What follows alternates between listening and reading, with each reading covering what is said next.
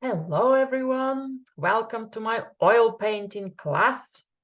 And today we are looking at some gorgeous greys of Antarctica.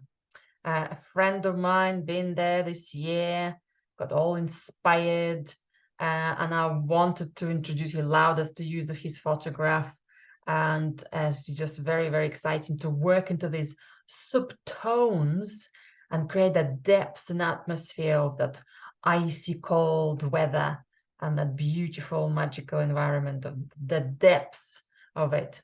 And it's also a fantastic recap for us to come back to mixing very small, soft and small changes of tone and color.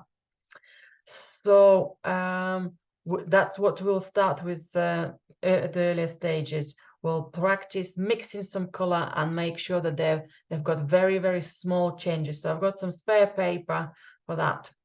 Now I'm using a gray background today, so it will be offsetting our whites. It's easier to paint white snow, kind of very light tones on top of something tiny bit darker, or medium tones even better. So that's the reason for that. And also we haven't got a lot of color, so gray is neutralizing most of the colors and supports it in darkness. So let's open my tubes and my oils and let's get going. So first of all, I'd like us to sketch our initial composition. So I'm just going to use some tubes and to get some paint on my brush. And I'm going to go for some bluey gray. Right, let me talk you through my colors as well. So on my palette, I have some cool colors and some warm colors. So I have some white, blue-gray. Don't worry if you don't have it. We can always mix some of it. Cobalt blue, ultramarine, and emerald green or viridian will be fine as well. Okay, so they're all cooler colors, and my green hasn't got any yellow or orange in it or ochre in it. It's very much cooler green. Okay, sometimes I could have different names to have a similar color. And from the warm colors, I have Naples yellow. Again, don't worry if you don't have it. Maybe a dab of cadmium yellow instead. We can mix it with some extra white. Ochre, some violet. So those are my three warm colors. And I also have some Payne's gray. If you don't have Payne's gray, any black is fine as well. Right, so to sketch, I'm going to use a little bit of bluey gray. I'm just going to check it against my board if I can see it. Maybe a tiny bit of light color. So if I'll add more white to this, I'm going to make my consistency of paint a little bit runny. Okay, so a bit more paler tone.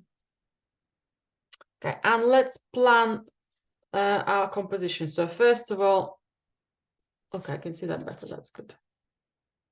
So first of all, I need to decide how where I'm going to put my sea line, the line of horizon. So if I were to, I have got quite an elongated image, so I have picked up an elongated board. If you have a more proportional canvas, just make a decision where that line is going to be. Now, so for me, if this is a halfway through for my photograph, so it's almost a quarter, maybe a bit lower than a quarter or for my proportion. So this is halfway through. This is a quarter, so maybe a little bit lower than a quarter somewhere here. So there's a lot of sky, okay? So roughly somewhere here. If you need to help yourself with an extra piece of paper or ruler, you can always wipe the ruler, or you can just give it a go freehand. Okay, I think maybe a little bit higher for me here. This stage, because we're using quite runny paint, it's very easy to wipe things off if you want to adjust your line. Even if you haven't adjusted it, it's quite easy to remove certain elements of it later on. Okay. And let's find this lovely island-looking rock. I think it's part of the like a small peninsula coming out into the water. So if I were to find its borders, maybe on right and left, so it's not quite taking all the space, but it's not a tiny one. Maybe somewhere here, a tiny bit. Yeah, I think that's would be good. And if I were to look for its height, it's not quite reaching that halfway through point. So if I would have got back to my halfway through point again, perhaps a little bit lower. Where the highest point is on this island. Again, probably try not to make it right in the middle. Maybe just make it tiny bit off the center. Okay, so if I'll move that one maybe a little bit more towards the left. And also the shape will change that kind of layout of that, the kind of the symmetry. So let's put some shallow slopes. Okay, well, that one's going to be somewhere here. And maybe partially this top. Okay, just a little bit of moisture. It's just reflecting here. It's wet. So let's just have it a little bit more.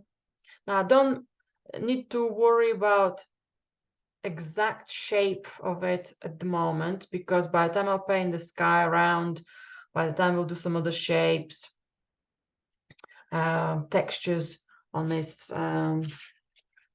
darker textures and lighter textures, we might lose that specific shape. We can come back and define it later. Okay. And I also have another protruding mountain or another peak, which is getting exposed from under the ice. Okay, it's much lower because it's much further away. Okay, now if we can make, it doesn't quite look right that they're meeting right in the point. As one going behind the other. So if I'll make it a bit more flat, so by the time I'll paint, I'll need to make sure that it's more kind of going behind it rather than just meeting it to the point. I think there also perhaps another mountain behind there. There might be some other icebergs in the distance somewhere here. At the moment, I'm just going to leave it as it is. Okay, so that's quite simple. We can also do a reflection of the bigger shape. So that will come up roughly here. And we're probably going to lose the textures and the fine, again, the defined line there. A rough shape will be enough. Just need to make sure that that distance is the same as this distance. Now it's getting too narrow. And then finally, I need to find this lovely light. It's almost like a round light, round corners zigzag coming through of light. How the clouds parting and how that light is seeping through. So let's have a look. Perhaps if we find maybe a rough shape for it first, maybe some of the angles for it first. I'm looking for the whole light shape, and now I can see some of the zigzaggy shapes within it, but I'm thinking of the whole width and the whole volume of it first. That might give me an opportunity to perhaps work it out much more harmoniously, maybe a bit more there. This one might be trickier to draw because seeing it as a shape is a little harder.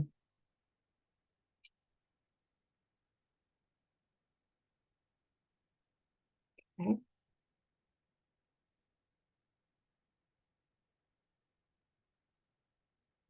And when I'm ready for, if I think I'm good here, I'm ready for it, maybe a bit more extra light actually here somewhere. So I'll open it up, maybe a little bit sharper. And again, by the time we start applying paint, this is going to be our guidance. If we need to visually see the shapes of light, that's will be even better. So it looks like it's almost going from bottom up and then turning. Okay. And then it's turning again almost like an M. Okay. And then, so in a way, I don't need that one, but there's a bit of light going on. Okay, so I'm looking for that light traveling, and then it's coming out in different directions. So if you would have had a big shape initially first, that would have been plenty. That would have been absolutely plenty. I'm just trying to make a simplified shape for you to see.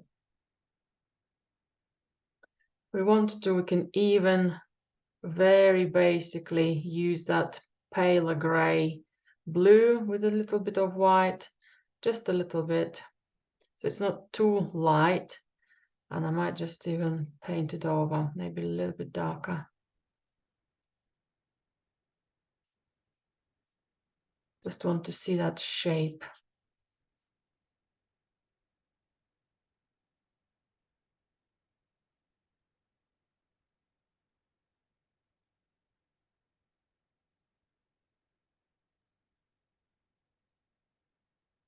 Want to see that lovely radiating light afterwards. Something's happening there. We'll have a look at more elegant strokes for it as well when we start painting, but it's almost that beautiful light traveling is really exciting. Okay.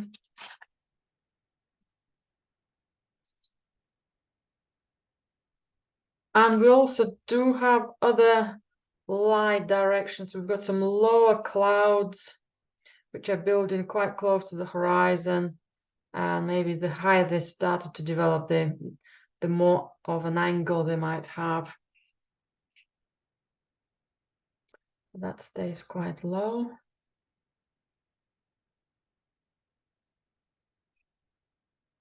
So it makes that connection a little. Okay, might have another fluffier, larger shape cloud somewhere here as well. Just to balance our light. And there might be some more light somewhere here. Okay. And perhaps at this, we can stop with our drawing.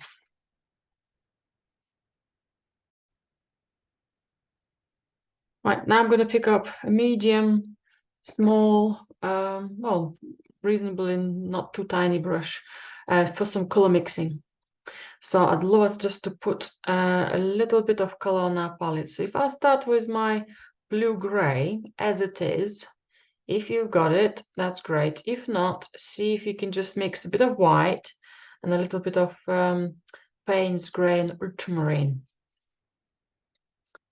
Okay. And all I want to do here is to make it slightly lighter, slightly darker. Well, this is my darkest tone. So if I were to add a dab of white with it. So it doesn't have to be any particular order. So if you mix in your own, if you come up with a lighter version, with a darker version, all is good there. Okay, just about to see on the screen here. Okay. Right. Now let's start using some white and our blues. And I want to slowly start identifying where those colors might go. So if I'll use some white, a little bit of turps or oil, whichever, we're only mixing colors, so it doesn't affect our painting afterwards. So if I'll go for cobalt blue, maybe my lighter version, you can go from the lighter version or the darker version, doesn't matter. And I'm going to make it a tiny bit more darker. Now, cobalt blue in comparison to gray blue has a lot more color, has a lot more boldness of the beautiful, almost like sky blue, almost like turquoise. Okay.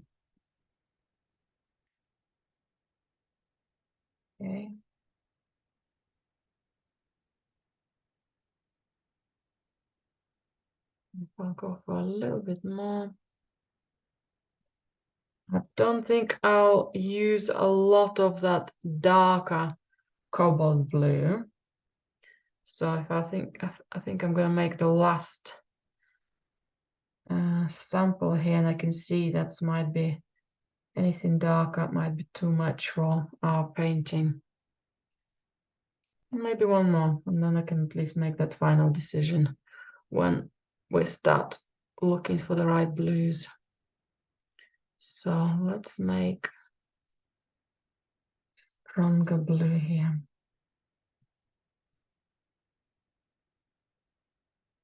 Okay.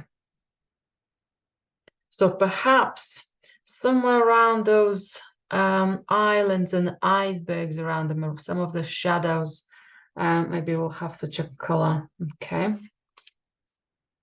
And let's have a look if I were to use, now if I use my emerald green or viridian on its own, that might be a really exciting color, and maybe in small quantities it will work for us, but mainly perhaps we'll be using our emerald green and cobalt blue. So I'm going to start again with a little bit of white, just fresh white, and some emerald green. Emerald green, viridian, phthalo green, Windsor green, they're all the same type of color. Some of them just a tiny bit more darker than others. They have that coolness, they mix really well with blues. If you go for greens which have a little bit of warmth in them, they will give you quite a mucky color. This would be a lovely color for ice and shadows of coolness.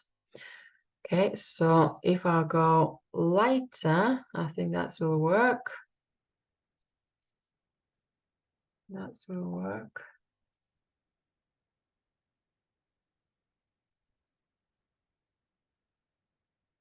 Okay, just a little bit lighter here. And if I were to go slightly darker, maybe in small quantities we can use it, but maybe not too much. Okay. And I'm just going to make a couple of more variations from mixing those two colors together, not specific order, just mixing them together and just see what's going to happen. So the darker green and the darker blue together, that might be a darker version of them. Turquoise. So that's a lovely color. It's a beautiful color. And maybe a lighter version of that. So a tiny bit of white.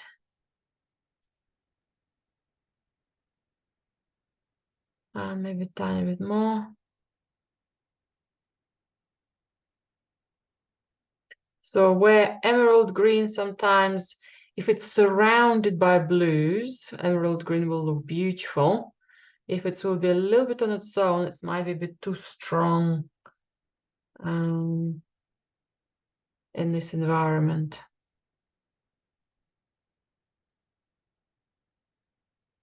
Okay, that's will be good. Okay. So now, if I were to look at my palette, my bluey gray looks quite nice and blue, but in comparison to my cobalt blue, emerald green, and my turquoise, blue-gray looks very gray, looks very colorless, okay? But sometimes that's a very small change of blue, and that's surrounded by some ultramarines, might look even better. That's almost like neutralizes the boldness of color. Right, and let's have a look how our ultramarine is going to look like with our white.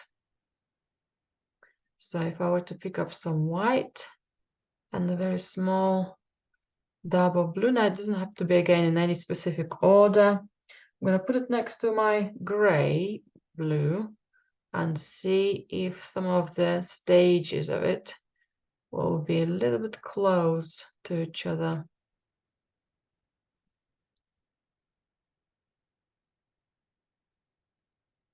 So if I would have been mixing my own blue-gray, I would have been going for ultramarine.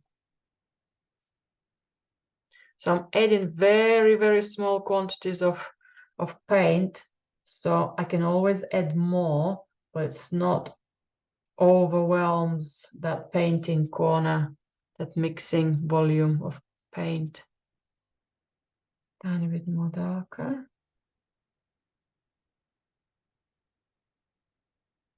And perhaps even more darker. Okay, not much difference. Now, if I wanted to make my ultramarine blue darker, I can just keep going and reducing the volume of white. But probably at this stage, if I wanted to change it, and again, probably some of the shadows here, if some of the greens might go a bit lower, or maybe some of the turquoise greens go maybe in the low areas, I think higher up I can see more, perhaps ultramarines. And I can mix my ultramarine with a small dab of violet. Again, very small, almost the same small change as from emerald green to turquoise. That's ultramarine and a very small dab of violet.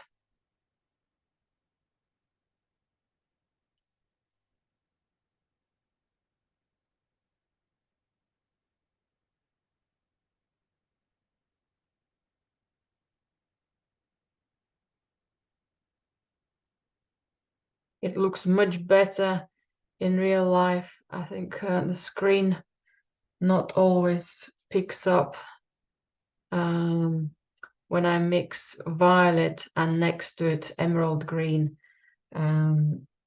It's not always pick up that fine difference. Maybe a tiny bit more darker change, and perhaps that violet and ultramarine, maybe lighter version of it, maybe more violet in it, or any kind of small variations of color change. Again, the screen looks more of a gray, but it is a kind of pinky. Well, it will be more pinky if I just mix the violet on its own with some white, but with a dab of ultramarine, it has got a little bit of grayish qualities of color.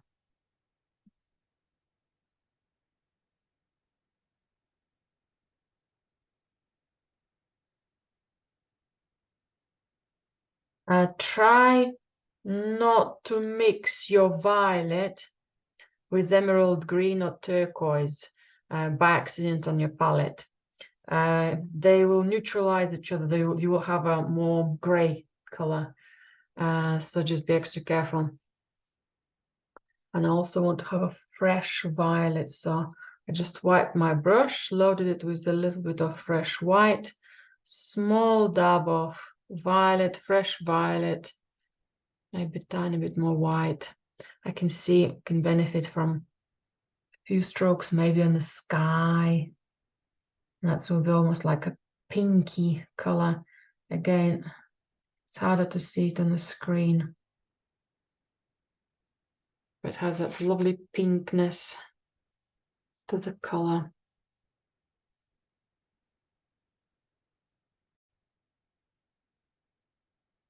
Right, we also have very dark tones. So these are our cool tones. We'll come back to the warm tones in a moment. But let's have a look at any of our darks, how we can mix them. Now, Payne's Grey and Black is easy to use, but I would love to see more color in them, in the paint. So you can use your Payne's Grey with violet, Payne's Grey with ultramarine, Payne's Grey with emerald green, or emerald green and violet with a little bit of Payne's Grey. Now I'm going to start with a little bit of emerald green and some violet together. That's probably will be naturally the darkest tone we can get without Payne's Grey out of our colors. Okay, so because I don't add any white to it, it's harder to see the color in it, but we need to have a dark, so that's all good. So if I'll put a little bit extra violet with that, so I can see first sample had quite a bit of extra blue. Next one start having a little bit of extra violet, and you will see it when you come close to your painting, when the light reflects those strokes. Right, if I were to add a bit more Payne's Grey, yeah, I can see just a very, very fine change. Not much more neutral, more of a plain dark grey, black. Okay.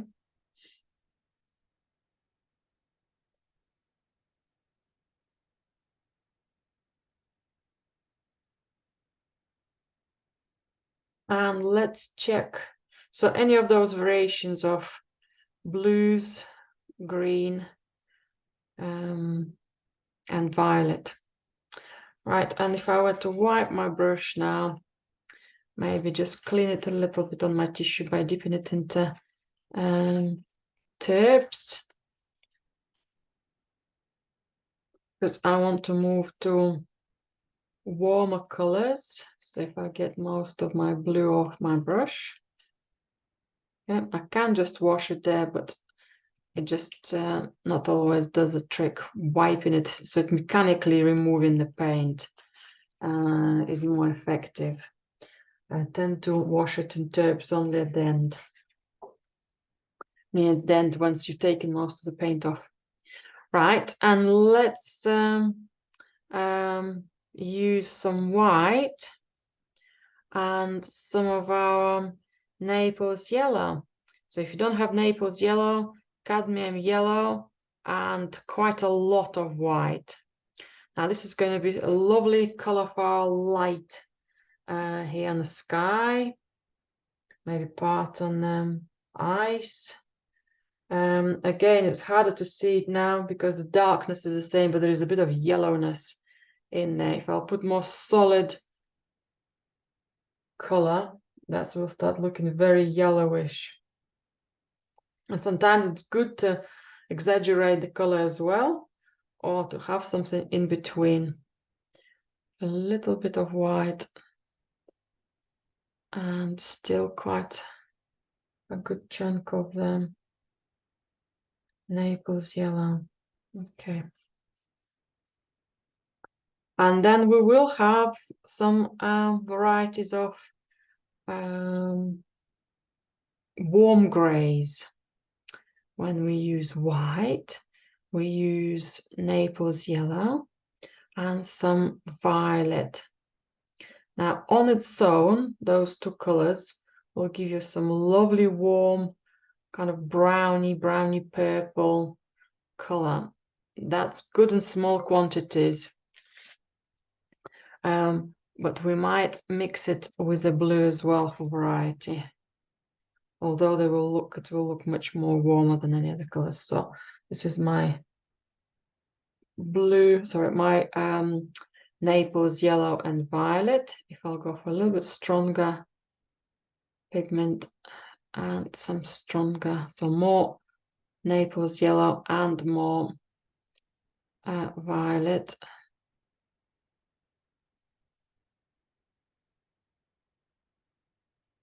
Okay, those again gentle changes. And it's becoming a little too strong to be maybe part of the painting. But it's nice to know where that might stop, or maybe that would be the strongest one. I think I can get away with some of those clouds in here. Okay, and this will be the color, so any of these colors we can mix with ultramarine.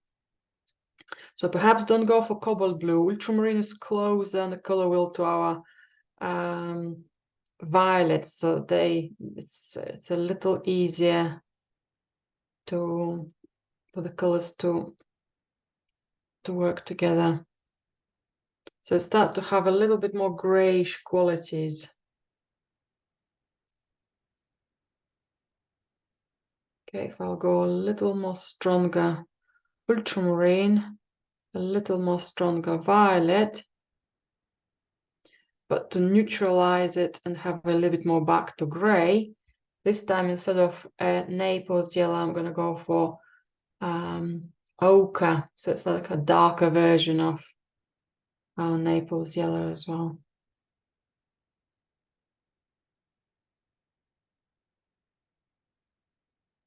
Okay, maybe even darker.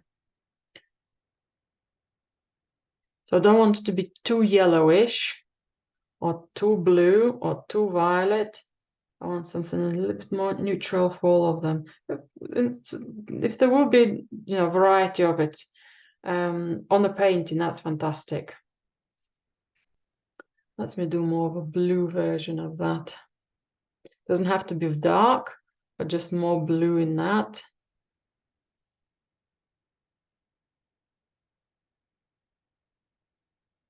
Okay, that's a lighter version. Let's get slightly darker version of it.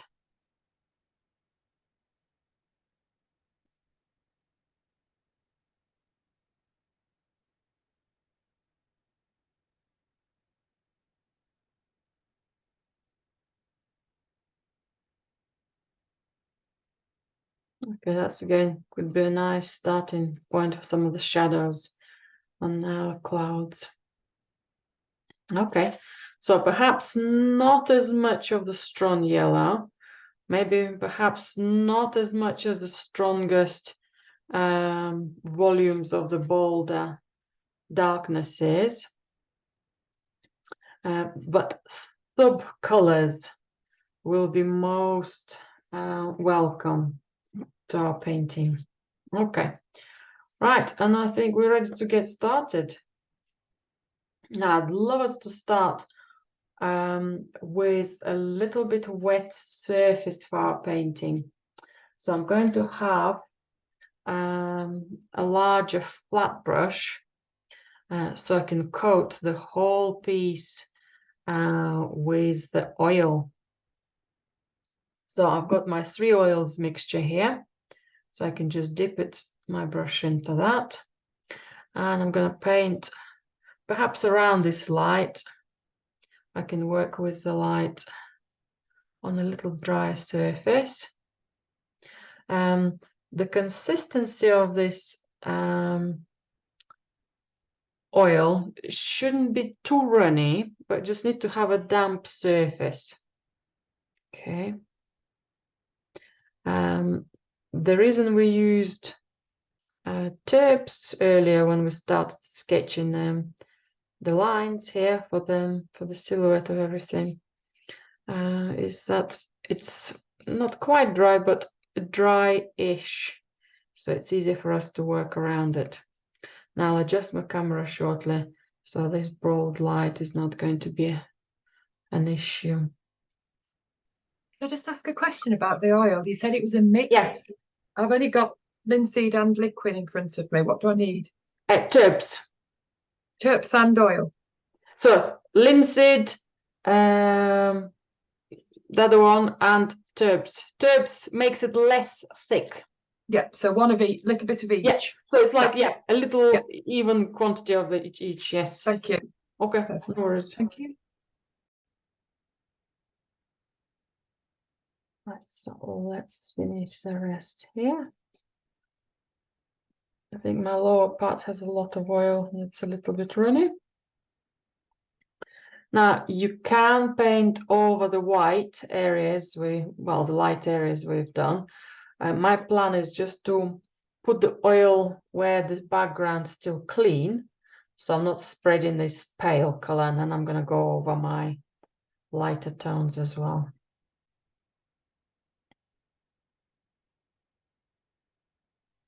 Yeah, it's smudges if we don't do that.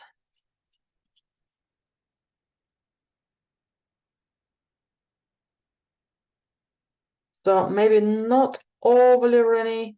If you're painting on a vertical surface or good 45 degrees up on your easel, it's much easier to paint on the easel with oils, especially so reflective.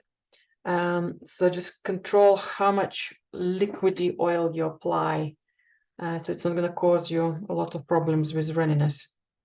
Okay, let's just do this gently now.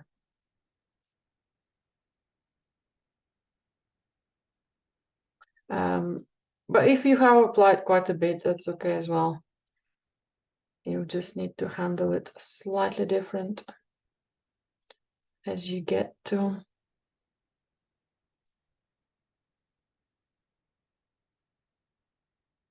those specifically wet areas. Okay, something that is not.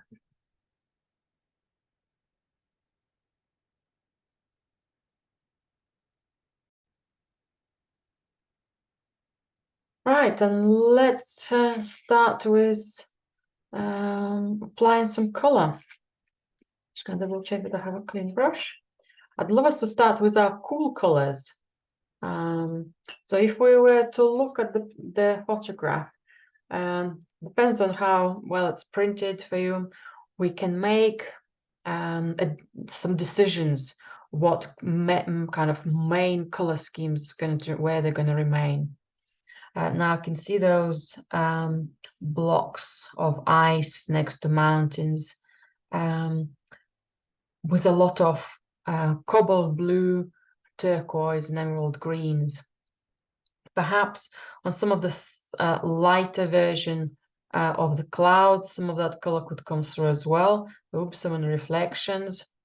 But then most of the darker shapes of the clouds, not talking about the highlighting between the clouds here, that will be more some of these violets and ochres, violets and Naples yellow. And then we'll work into the darks, and then we'll work perhaps into some of the lights or some of the paler grays lights as well. So we're going to start using the oil now, and a very small amount of kind of not as solid paint as we use on the last stages, but not as runny paint which we used for sketching. So this is my 3 oils mixture with white and a little cobalt blue. Okay, and I also want a little bit of emerald green now. I'll start with more turquoise color, and I can go more into the fresh cobalt blue, and I can go more into the fresh emerald green if I need to, maybe in smaller quantities. That's quite a lot of it here. I want a lighter version of it. So perhaps if I just put some of it on the side and just add white instead of mixing and mixing within that pot of color. Okay. And let's place some of that color as a block for this white areas. Now I'm going to ignore the blacks. Just going to roughly look at this area. Perhaps a tiny bit more light.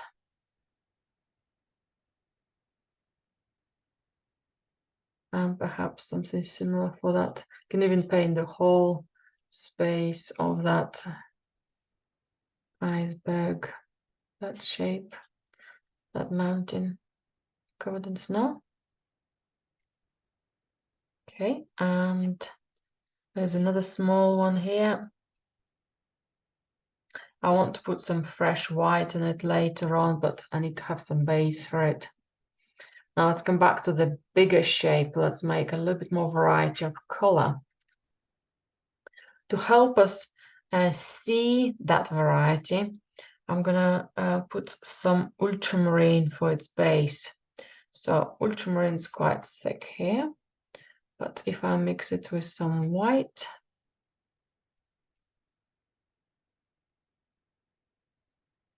okay, that will give me an idea how dark I want to go, maybe a tiny bit more darker.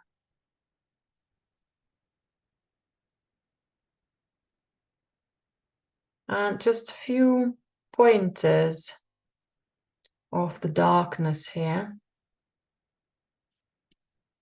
So maybe not just all the way evenly applied, but maybe just some sort of hints. Again, I want to put some other variations of colors around it.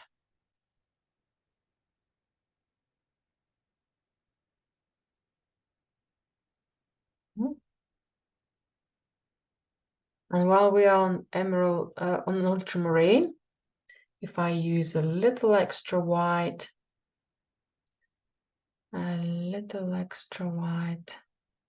that's probably will go maybe a tiny bit back to darkness, to some of the shadows. And the top here, maybe still a tiny bit more darker.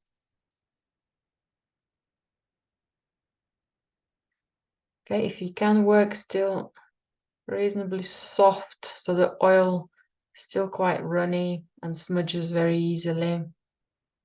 Right, I want to have it more of a silhouette. I want to see more of a shape. All the lighter tones can come back after.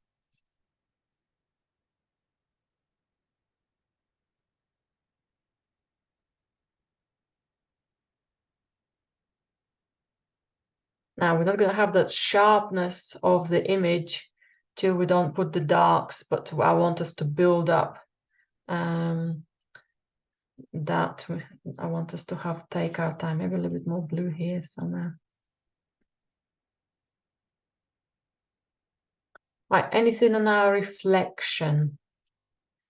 I think there is some.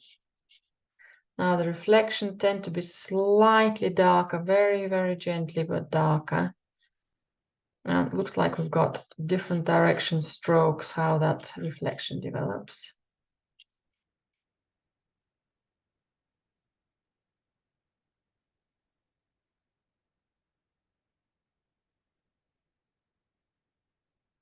Okay.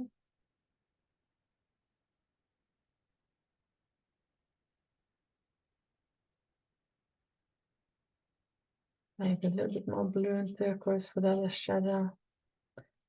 And again, it's harder to distinguish it from the grays, except we can see some bit of color. But I want to put a little bit of extra darkness later. And perhaps slightly lighter version of this turquoise. Tiny bit more lighter, not too much.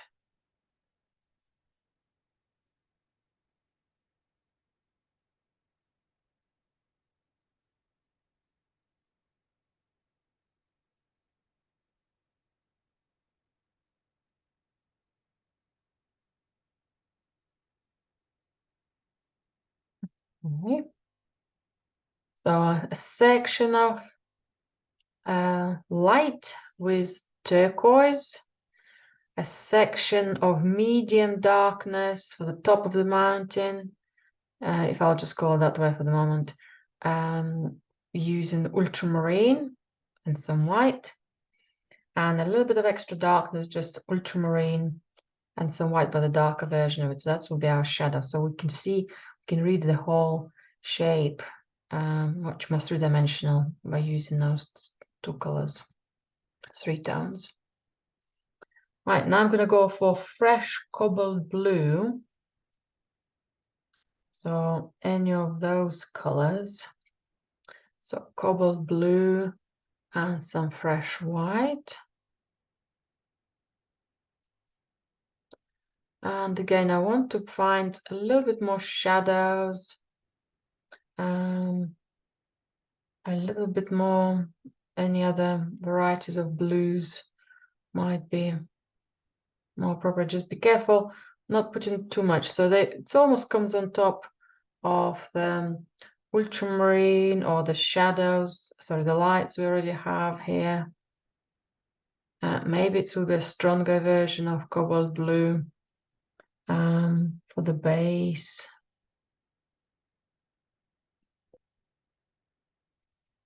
So we're just placing it here and placing it there, and then we'll have that collective group of colors, and then we can make the judgment if we need more or less, what works, what doesn't.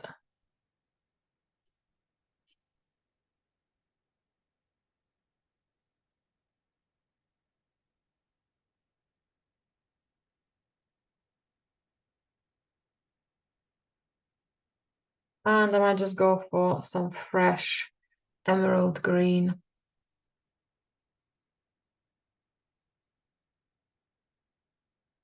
Oh, you know what we haven't mixed? We haven't mixed emerald green with blue-gray. That might be an interesting combination. When the emerald green is not as bold, but there is body of gray next to it, so it's much more. Okay, if I'll put it next to here, has a little stronger grayness to that.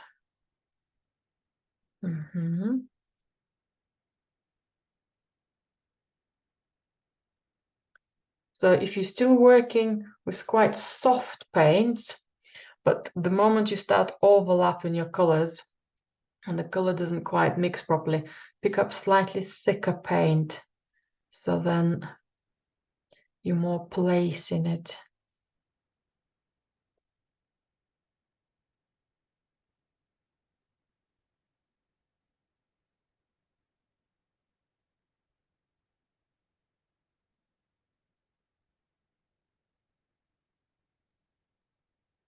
Right, and I can see a few more fresh emerald green and white. You still have a little bit of gray, that's all good as well. Just again, a few more dabs, maybe on the border of this mountain, before the mountain at the back stands against it. I'm making it slightly wider than I want to, because I know the dark segments will come in and they will amend everything. I'm going to put a little bit of stronger green here.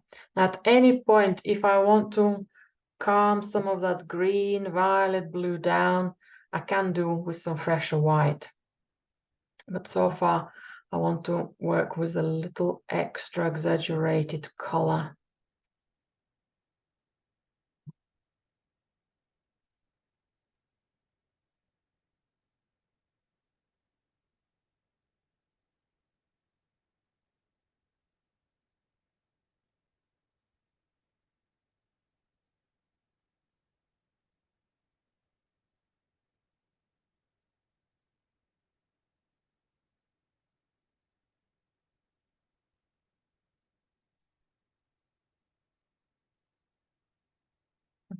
Okay. As I said, it does look a little flat at this stage. Made a tiny bit of light on the horizon, not the horizon, on the silhouette of this mountain to find. I put a little bit of extra light on the top here, a little bit of variety, tiny bit more. Maybe we can see it better when we start working when we placed the darks over. Maybe some fresh white somewhere here. Okay, just nice soft changes. And again, the reason I'm not adding any black or super darks is that we see those nuances better now before the very dark tones arrives. I'm going to go for chunky white, and I'm going to just place it to create a thicker highlight. I'm just going to spread it a little and see how it blends with that soft oil. I just want a little bit of that freshness, maybe creating a bit more tension next to that ultramarine shadow.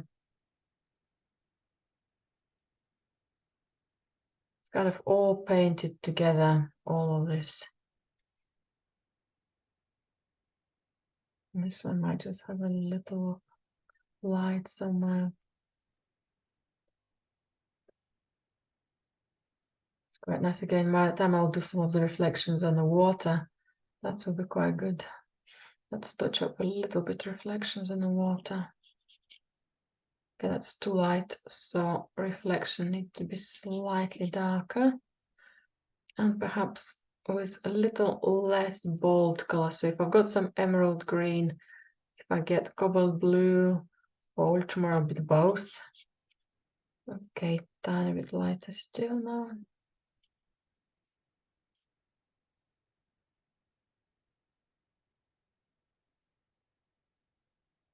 Maybe a little bit more Rainier first. I think I might have started a little too thick. Okay, something there. And then I can add maybe a little more violet. So some fresh white. I need to wipe my brush from all the greens. I'll swap the brush. I think I'll be okay just wiping it. And some fresh white and a runny or medium thickness of paint, because we want to place it more, so a little bit thicker, not too runny, soft but not too chunky. Okay, so it feels like I can put a little more of that. It will start looking almost like pink. Okay, that's good. A little bit. I'm going to try not to mix it with my greens. I'm going to almost like place it and perhaps a little smudge it on the borders, but not in the middle. So you're going to have just a boring gray color. And the borders in small quantities, it's okay, but a lot of it will be too much. So I just have to keep cleaning my brush and loading it with fresh color.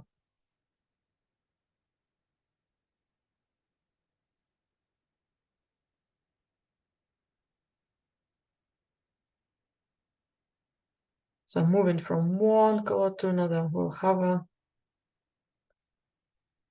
short stop. Oops. Good enough.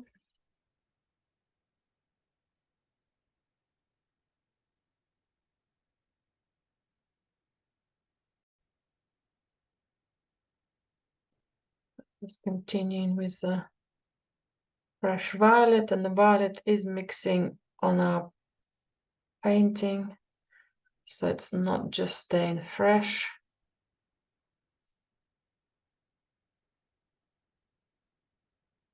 Fresh is good, but a bit of a combination is even better.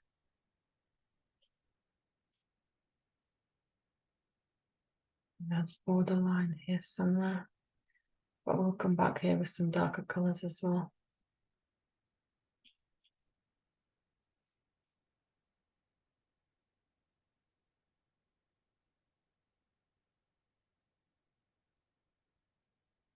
Perhaps a bit lighter version of it. because I have a lot of light here, so I need to find it slightly reflecting. Now again, I'm going for slightly dark, now I've got thicker paint, so that chunk of white is standing out.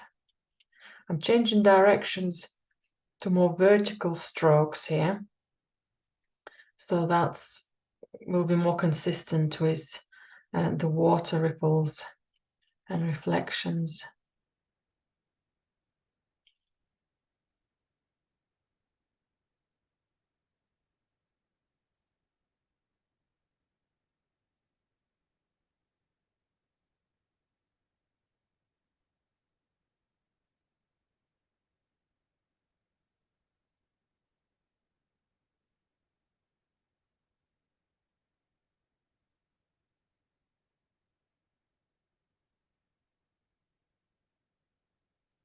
Okay.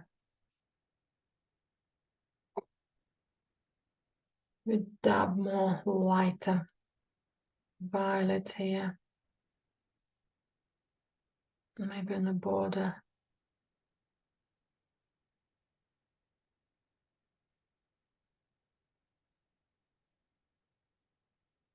Very exciting subtones. Right, let's work now into some of our blacks. Now I'm going to pick up a short bristled brush, hog brush, so then I can work with it and place some color. I can still use a little bit of oil, but it's not going to be runny or soft. It's going to be quite chunky. So I'd like to start with some emerald green and some violet. So the oil is there for more mixing the color rather than getting the softness of the paint for the surface. Right, so nice chunks. So I'm interested in picking up the chunks of paint and introducing them into different areas. If I'll start with smaller marks, I can smudge them and probably stretch them, but they do have, most of them have quite a lot of sharp borders. So let's go for perhaps one of the larger segments somewhere here. Okay, maybe a little mark first. It will look slightly foreign first, and then we'll deal with them afterwards. Let's put maybe a couple of marks here. I can slightly vary them in size and how they smudge, and come and top them up. Top up the paint so it continues being fresh. And let's place more of a block. And again, I'm going to perhaps even add a little extra violet. Now I can see these colors I've applied earlier. They have more green, which is fine. But because I'm applying it on a lighter surface, that color shows more. So let's see if I'll see more violet now. So a little bit at a time, much more precise type of brush. Okay, and something a bit more here. Okay, it didn't quite stay dark. So let's just apply now the shape, and now I can apply the darkness. Don't worry if they don't become too dark too quickly. Mine perhaps a little too dark, but I know I'm going to integrate, I'm going to smudge them partially, so just be careful not to do too much darkness. Okay, we can always add more. Okay, that's might be a little too big shape, but it's, I think, working at the moment. Okay, anything here?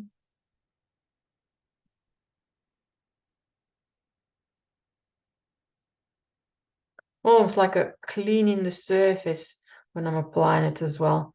So I'm rubbing it in, getting maybe to the base of that board. And there is a darkness on the border here.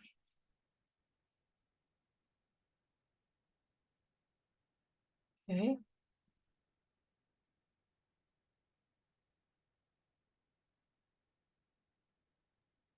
And I'd love to start smudging and kind of experimenting what the dark pigment is going to do against the snow on the water reflections. So if I were to plan out the water reflections, darks look a bit softer. They don't look as dark. They are dark, but they're just diluted almost with all the ripples. So it gives it a little bit more grayish effect. So if I place, okay, maybe I'll just wipe my brush gently so it doesn't carry as much paint. Okay, maybe too much paint there. Let's come back somewhere else. Okay, that's not enough. Typical. So let's come back to this one. That's okay. Let's slowly start smudging. And even bring a little bit of paler color over it if needed. And then come back. Okay, that's better. And where some of that pattern is going to be. And okay, I haven't done any of these ones. How did I miss them out? Quite like some of my pinks and blues here, so maybe I will preserve some of them as well. Some of these are more grayish patterns.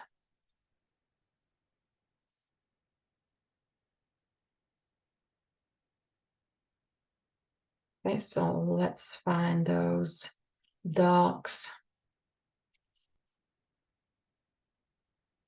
in the water.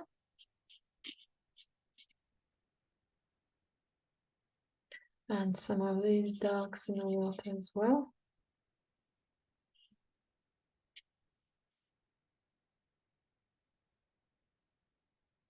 And then I can make it slightly darker. I just need to mix some more paint as it's slowly getting used. Okay, if that's a little too strong, again, I'll finish introducing all the shapes and then perhaps attend to them. There's a little bit of darkness there, but much, much lighter, kind of much more settled in the whole space in comparison to the mountain on the left. Okay, that's better. Right, so I can wipe my dark brush and let's just soften some of these. I just bring the color, the light color maybe in between. I'm just dragging it with the same thicker brush.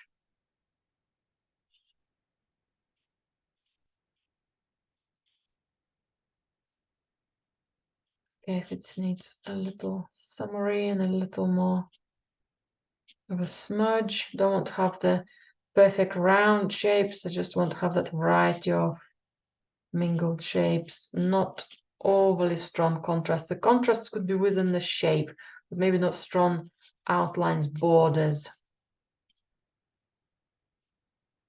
Quite like some of that, but perhaps softer. If I'll have too much texture here, it starts breaking the shape. So I've smudged it together. I'm seeing much more darker shape altogether. And now in this one, I can top up a little bit more darkness.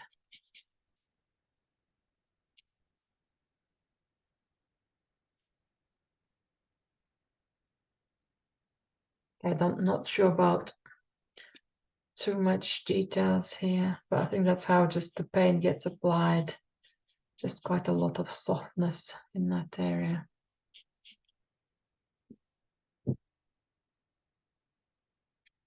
Okay.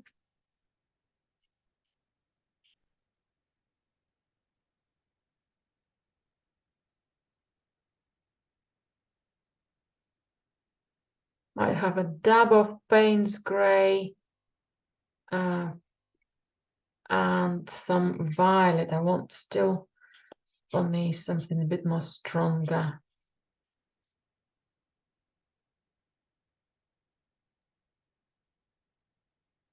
In that connection, perhaps. No, we haven't quite painted around the shapes yet, so it's a little different. Okay, and let's just soften gently some of the shapes on the above the reflection. I picked up a clean brush because I want to just soften some of the borders.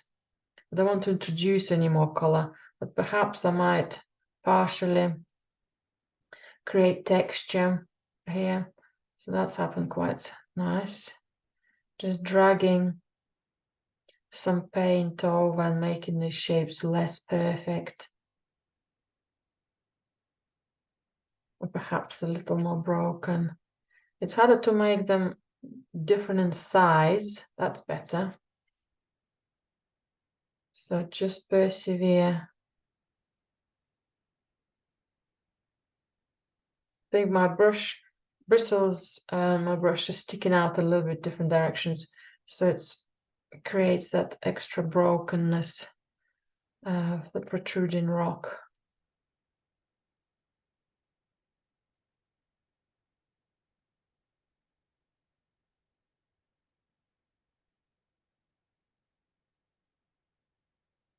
And I keep wiping my brush after a few strokes so it doesn't have a lot of dark paints coming across. Right, I'm much happier with that. But looks like I've got an eye here. Like a cyclope. I don't want a cyclope. So if anything needs smudging, if you need more unity, I think that looks better with a little bit of unity.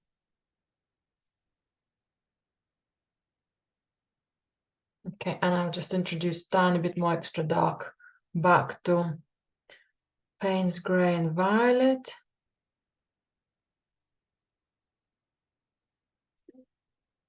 Just for a couple of shapes. Small quantities. If you've done earlier stages and you're happy with them, you just keep them as they are.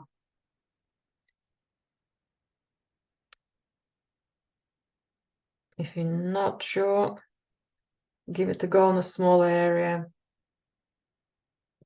and then make a decision if that technique works for you.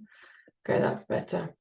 I have lost a little bit of light as what I had before, so I might just bring some of that paler turquoise color, a little bit of paler blues back.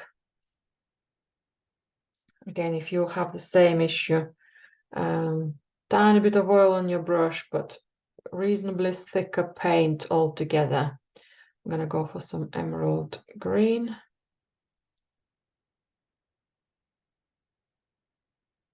Some extra white.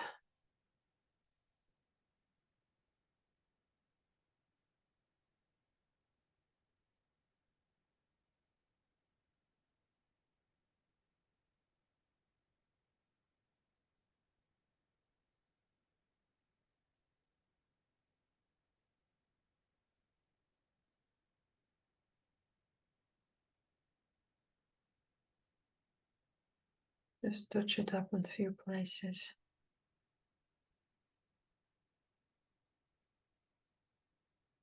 That super softness of the oil still there allows us to play with the colors.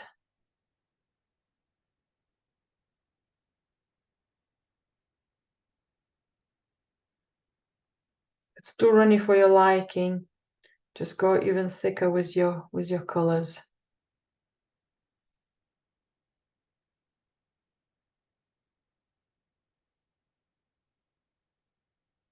Okay, that's good. A tiny bit more pink back to some of that fresh violet and white. And on that environment, it will start looking more pink.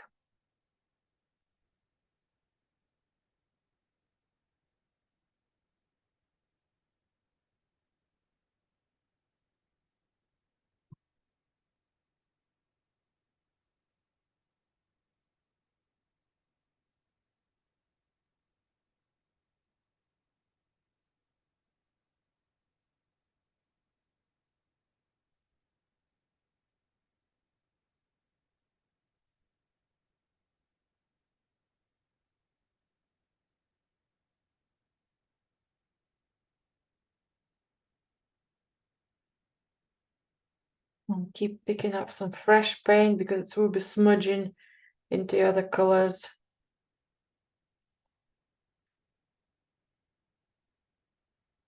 As we said, violet and emerald green will give you loads of grays, so just keep picking up some fresh paint from your palette.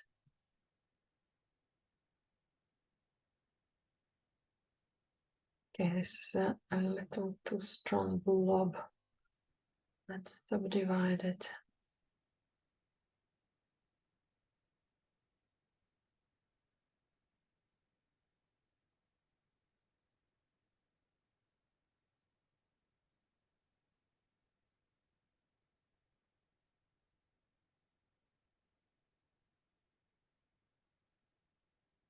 You see stronger and stronger potential here. When everything else is done, how I can touch it up when the sky is done, how some of the silhouettes of it could stand out. Okay, I think that might be enough for now. Now we spent quite a lot of time here. I want to do the sky quite quickly, quite large, big strokes. More white segment here.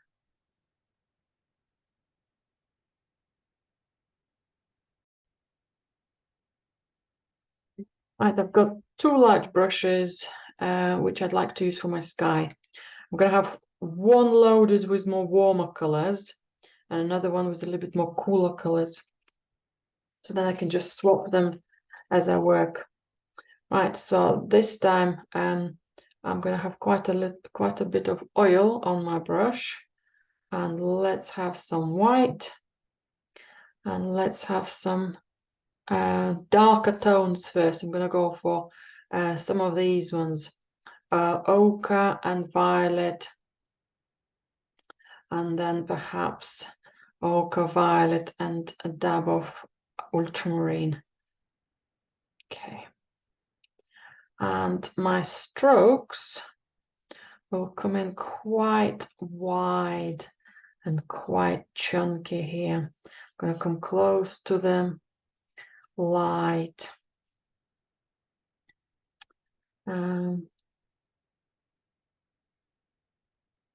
So these are larger kind of scale clouds. Let's go for a tiny bit more again, darker as I run out of color. Dab of ultramarine. Tiny bit more darker. That's good.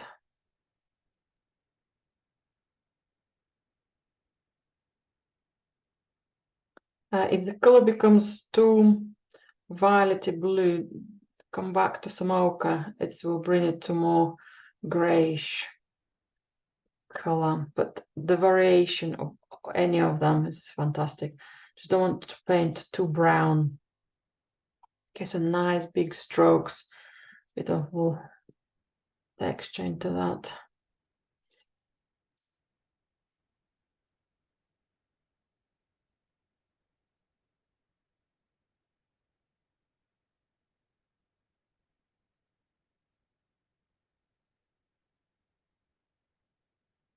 Something lighter left for lighter, something darker, something left for a little bit lighter tone, maybe not the same width, but variation again.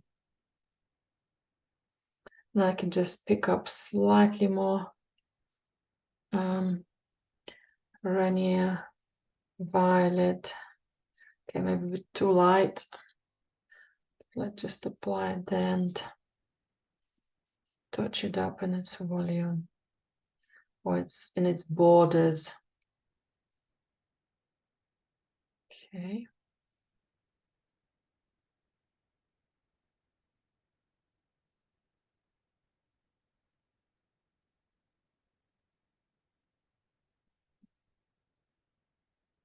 Okay, now this is area stuff. Okay, a bit higher.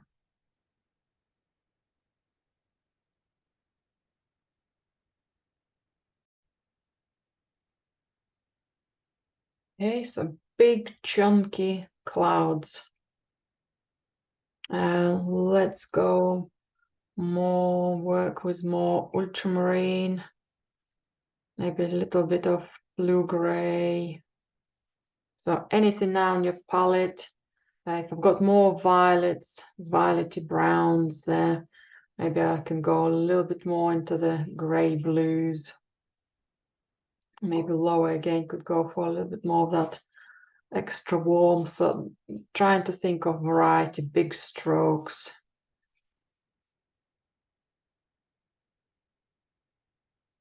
Staying bold. So the big strokes allow me to see those shapes better.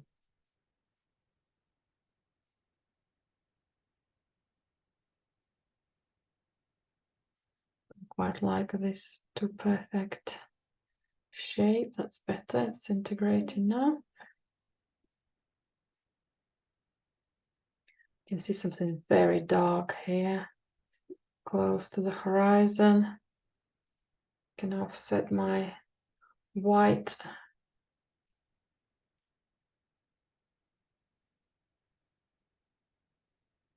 And something maybe similarly darkness coming over.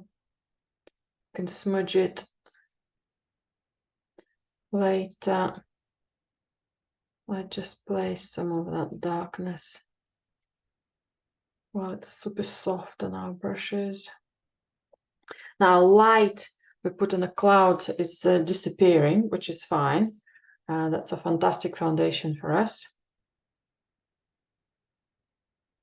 So it's not going to be too jumpy too quickly. Okay.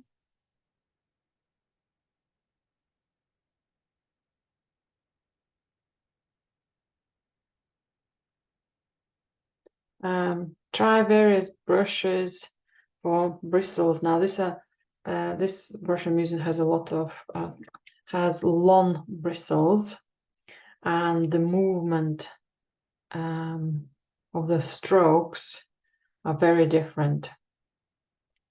Right, I'm spotting on this side I have very similar widths. Light, dark, highlights this. So I might need to shrink certain things or extend certain things so that variation is not going to be too bold or too noticeable.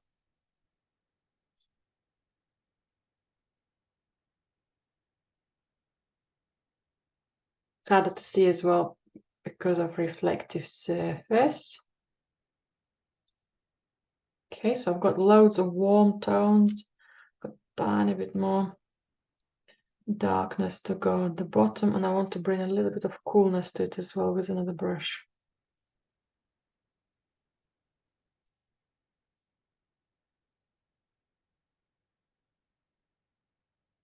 Any other darkness to come here?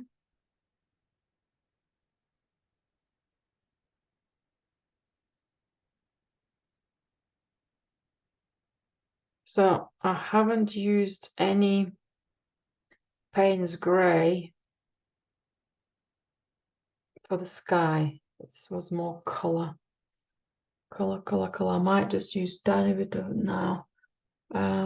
Or I just need to squeeze more fresh ultramarine. Right, if I put a small mark. Okay, that's okay. Blends in. Right, and let's just blend in some of these darks. That's better. I want to do a little bit of similar colors in the water reflections before I come back to the cool tones and light. So that's why I haven't changed my brush yet. Now the water reflection is going to be more or less similar, darker somewhere lower at the bottom and slightly lighter towards the iceberg. It still gives us snow to stand out as a silhouette, but it will be darker altogether. So violet, back to ultramarine. A small dab of ochre.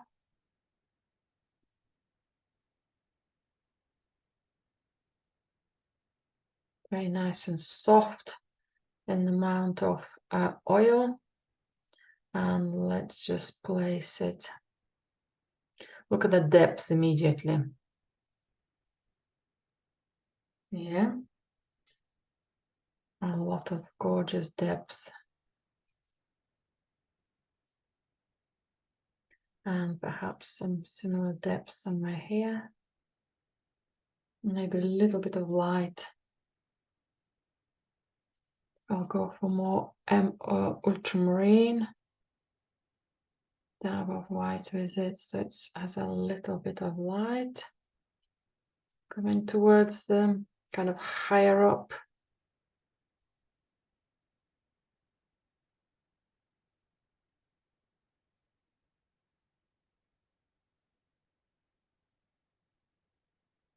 Yeah, it's too light, so let's come back to the darkness and tiny bit more again. 3 colors: ochre, violet, ultramarine.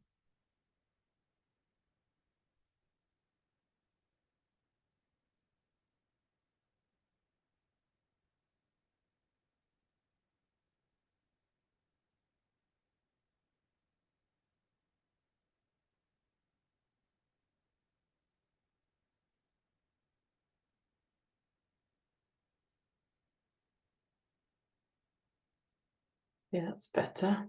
That's lovely, nice depth. Slightly back to that darkness here. Once you introduced a lot of a similar tone, it's harder to bring another contrast. So there's dark is smudging into the light. Okay.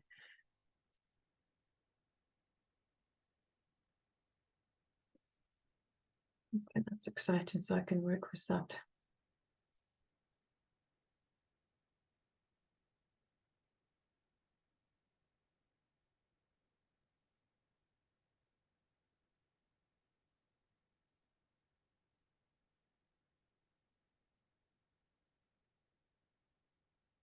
Start seeing silly shapes in my dark, so I'm simplifying them so I don't have any noses, arms, legs, mouths, figures.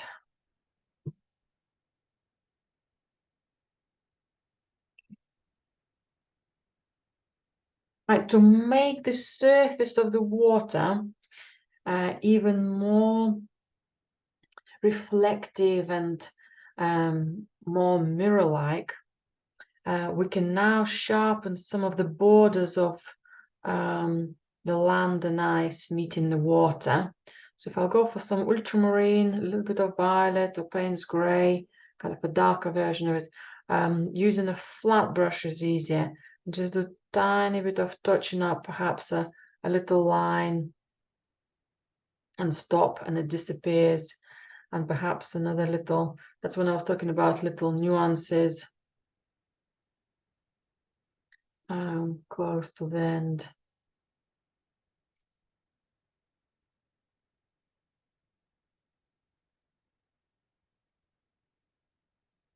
Little dabs in those parallel strokes. One color is moving from another. I've got some lovely cobalt blue. Now I've got this darker light. Now I've got this, sorry, darker color. Now I've got this lovely light of white. And I can do the same with a touch of white.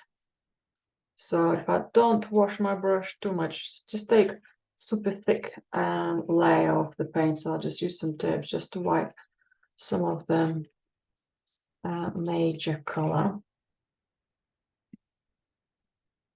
And next, if I'll go for, sorry, some oil and some white, It's going to be fresh white, that's okay. But make it consistent so it spreads evenly on your bristles.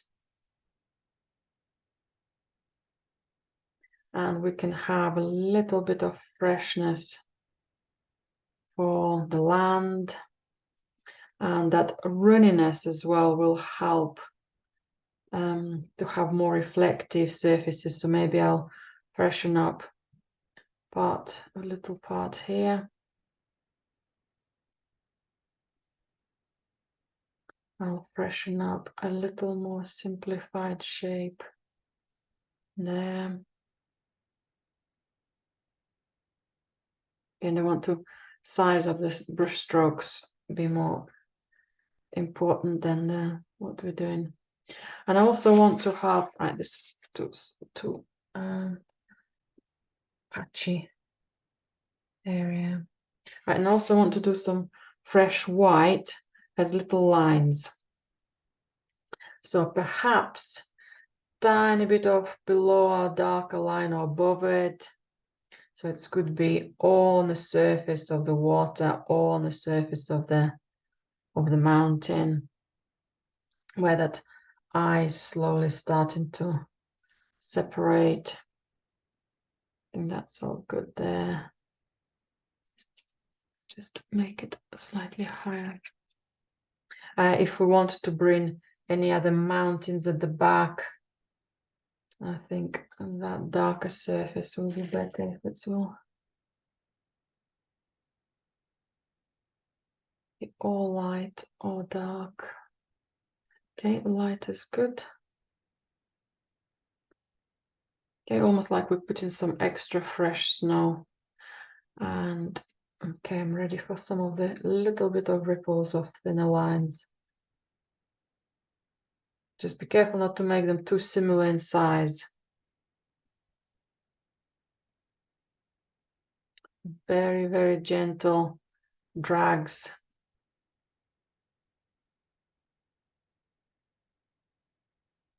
Less is more. Just do a little bit at a time and compare. I might do another one somewhere here. I'm doing a slightly different widths as well. So that started looking like almost like a nice ring. Okay, maybe just soften it too. That's it.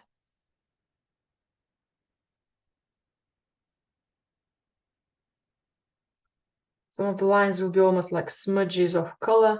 Some of them will have actual white. Okay, don't like this pattern. That's better again. Just quite busy here as well. Maybe I just need some finger painting smudges.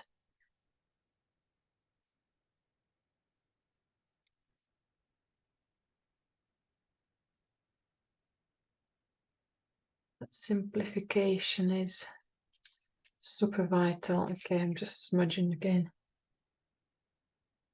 I don't want to have a lot of marbling effects. It just takes away that tension from the major key elements. Okay, I'm much happier with that now. Now I'm ready to come back to the cooler lights and some bolder lights. So let's swap the brush and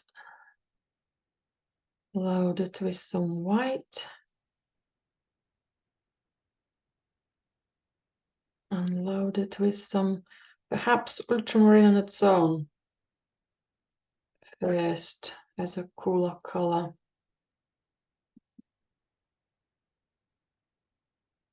Maybe a dab of cobalt blue is it as well, actually. Right, so if I'll go for more of a medium tone. Now, I have got a little bit of gray left here and there, but if you haven't, that's okay as well. You can paint it over some of them existing colors. Now, we have a lot of wide strokes. Well, I have. So I'm going to go for a little bit more narrower, a bit more playful, smaller strokes. So almost like finding little gaps or light on the distant clouds.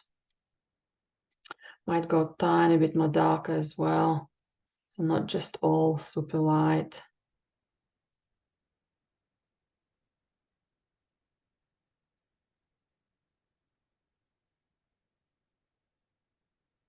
Maybe an overall tone. Okay, that's enough.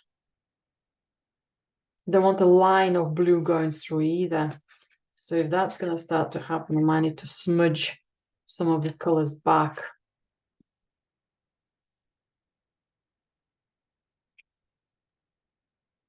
So it's not quite a precise way of where we're placing it or how it happens. The oily surface dictates the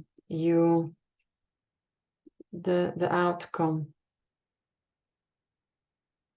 I think there are quite a lot of paler blues here as well. I might just leave that one for now. I have a light tone here which I don't want, so let's offset it.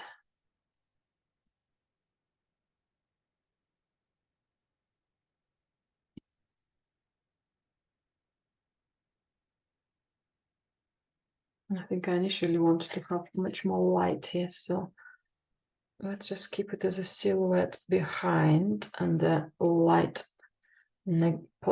positive space for the mountain, and maybe that light will come through here. Okay, good. Good.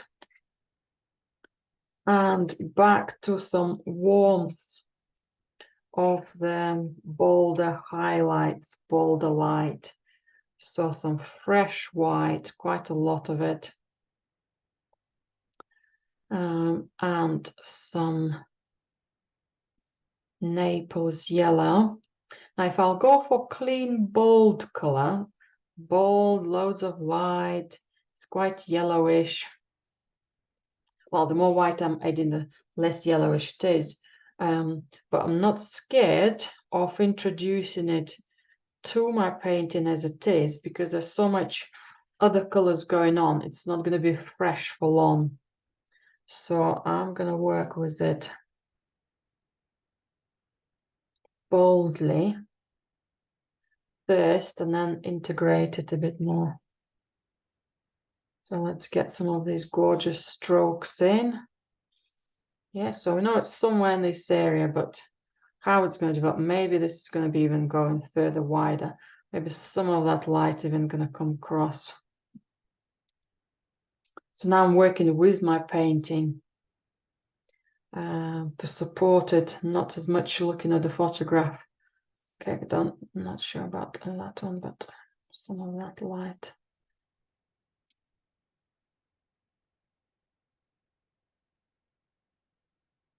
Quite like some of this extra light. I want a little bit of balance of light.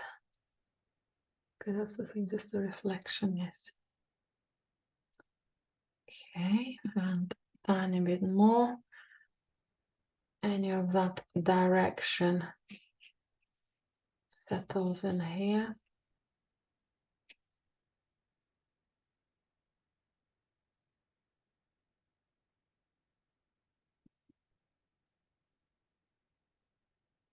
Keep topping up my fresh color, as it does get quite mucky. I do want some light here. So careful, and then I just go and work with a bit more skies, clouds, shapes. Okay, and then I can just work with all my lights, how they settled in, and make sure that they are in the right places, they have enough support of mid-tones, borders. Okay, so for example, this light could come through.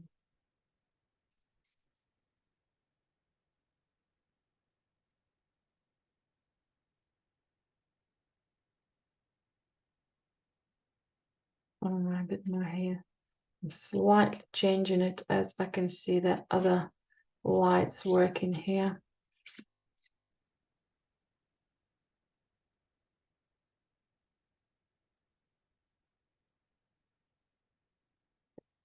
Most contrast will stay in the center, so anything off center can soften down.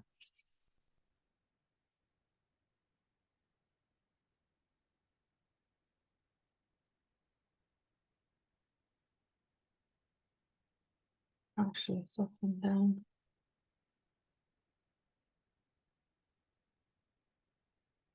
I need to again change the direction of my painting so it's not reflecting.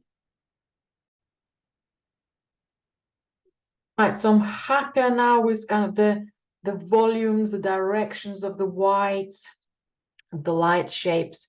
So I'm ready to introduce even bolder within part of them. I'm ready to introduce some bolder, solid light. Just double checking any other shapes need have softer borders, softer integration. That's okay. Something drags interest in here. Don't know if that's gonna work or not. No.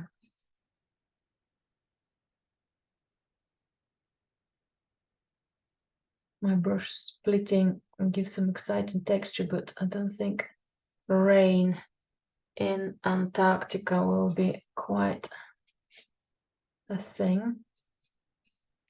So my lovely strokes will have to go. That's good. That's nice depth. I can now start seeing that depth more and more. Right, I just spotted could do with that turquoise pale color somewhere here. Maybe even a dab of cobalt blue where I haven't painted, and also a little space for some fresh light.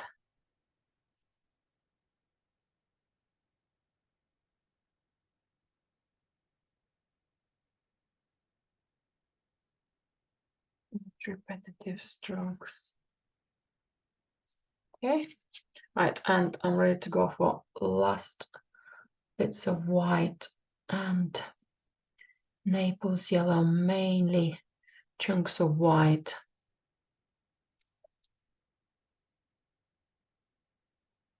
And these chunks need to stay in a few key areas. So maybe, again, there's small gradation of that dark and light. Quite like that little dab of darkness there, but maybe it's need to go. I keep topping it up, my brush with some fresh white. So maybe that will stay here, maybe that will come across. So the direct zigzag is slightly gone. Well, the directness of it, precision of it has gone.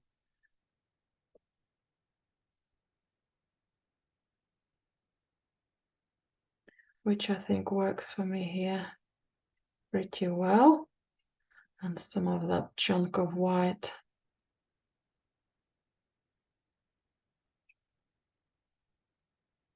needs to be there. Again, careful not to have too many parallel lines. Okay, and again, looking at the whole piece together, slightly softer, the shape.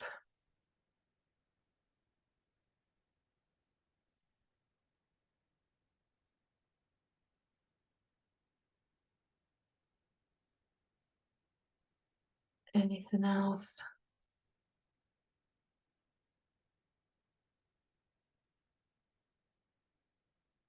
Good, that's good.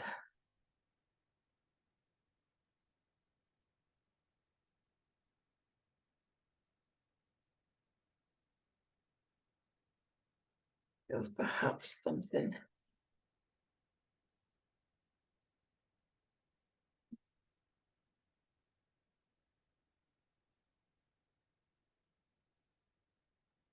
perhaps something tiny bit of light. A little more there.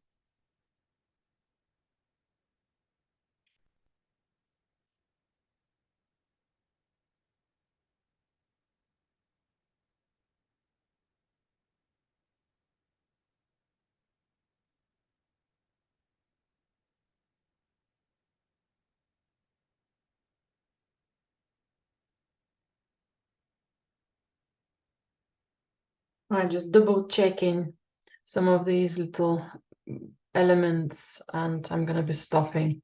So if they're little, kind of a similar body, they're different in size, but the overall, they give me a similar kind of feel.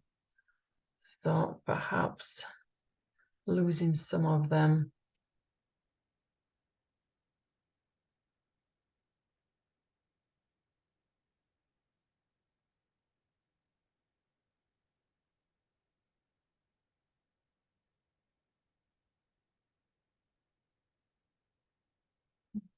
Losing part of this one as well.